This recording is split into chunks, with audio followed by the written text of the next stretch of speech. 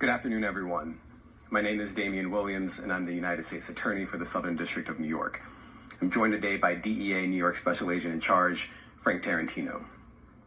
I'm here to announce federal charges in a case that has shocked the conscience of the city, already reeling from the devastating effects of the fentanyl epidemic.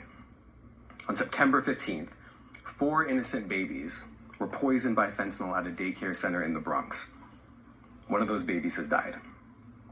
The defendants' alleged conduct that led to those poisonings is unconscionable. It's inexcusable.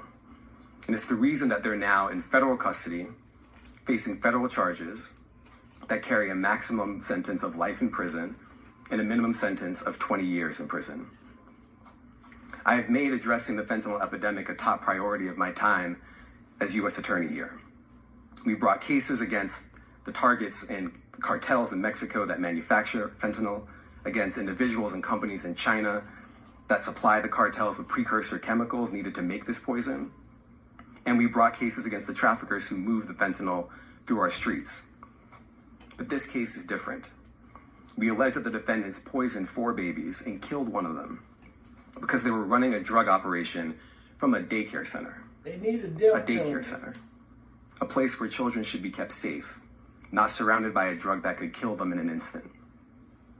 Here are some of the facts that we allege in our federal complaint. We allege that 2 defendants, Defendant Mendez and Defendant Acevedo Brito, along with their co-conspirators, ran a fentanyl distribution business out of a daycare center in the Bronx. At approximately 2:40 p.m. on Friday, September 15th, Mendez, who operated the daycare, called 911 to report that 3 children in her care required medical attention. And a 4th child, who was picked up by parents earlier in the day, was also taken to the hospital. 3 children were given Narcan to counter the effects of the opioid poisoning. And 1 child, a 1-year-old baby boy, was pronounced dead. When law enforcement officers searched the daycare, they found a large quantity of fentanyl and machinery used to press and package narcotics for distribution. And in particular, they found a brick of fentanyl, about 1 kilogram in weight, right on top of children's playmats in the daycare's closet. As alleged in the complaint, before emergency personnel arrived at the daycare, before they arrived, Mendez and a co-conspirator tried to cover up what happened. Seconds before Mendez called 911, she called a co-conspirator. Minutes later, a co-conspirator arrived at the daycare. Minutes later, he left the daycare and fled out the back alley, carrying 2 full shopping bags. And all of that happened while the children, the babies, were suffering from the effects of fentanyl poisoning and in desperate need of help. We immediately launched a federal investigation, and we've been working around the clock to uncover the truth, and we're now ready to bring these defendants to justice.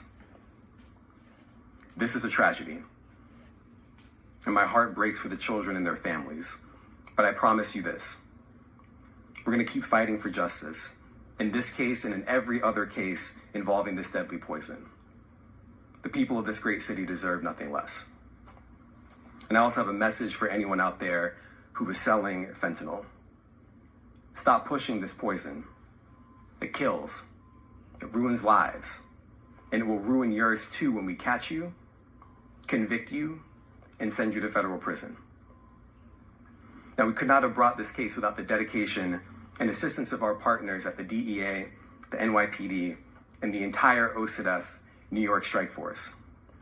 And I also want to thank the SDNY Digital Forensics Unit and the Complex Analytical and Social Media Enhancement Team at the New York, New Jersey HIDA. I also want to thank the Bronx District Attorney's Office, and in particular my friend Darcel Clark, the DA, who has also filed state charges against these defendants. We will continue to coordinate with her office as this case proceeds.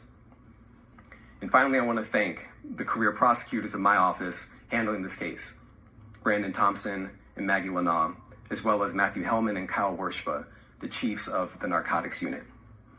And I want to turn the podium over to Frank Tarantino from the DEA.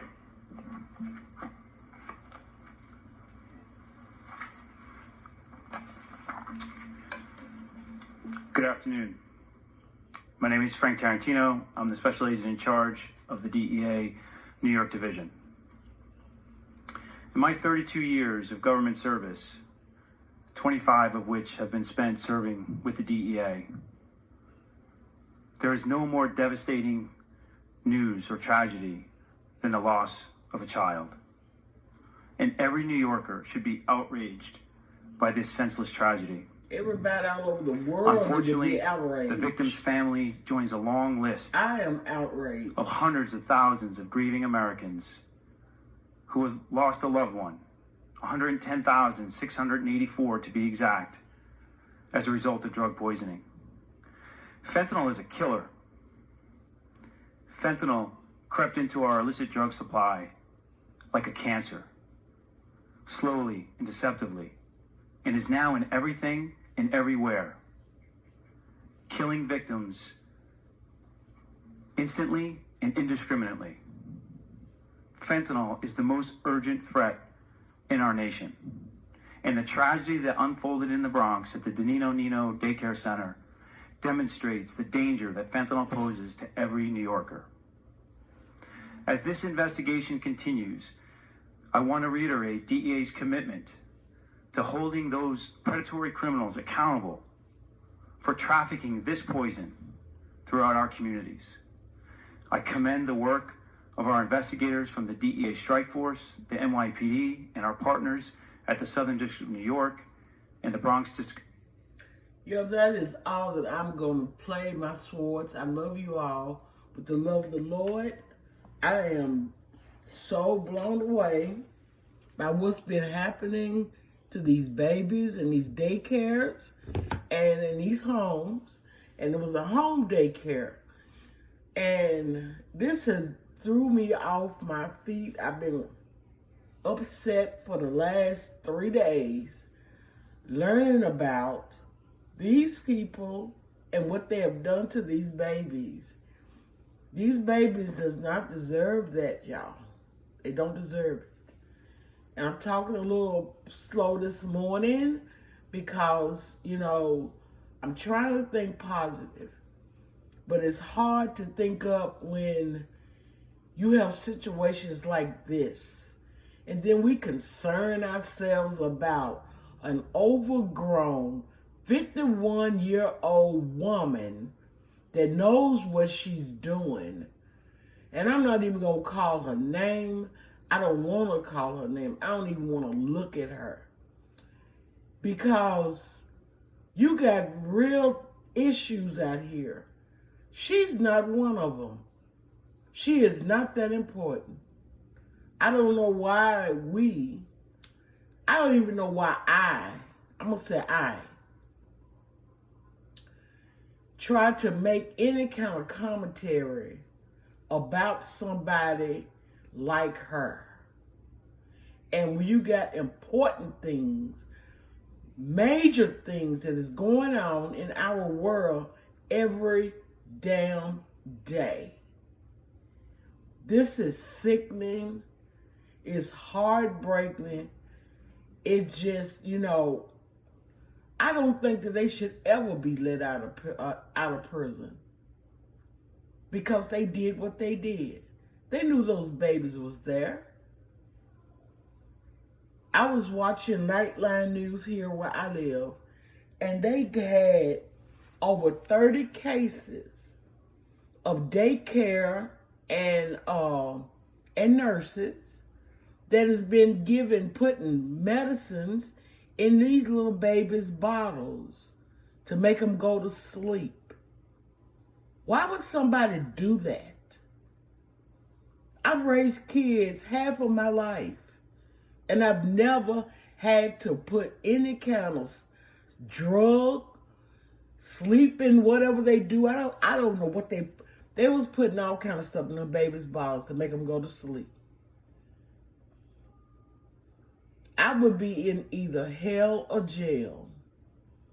You know what I'm saying? If something like that had happened to one of mine, I'm so sorry. I respect the law enforcement. I respect all of that.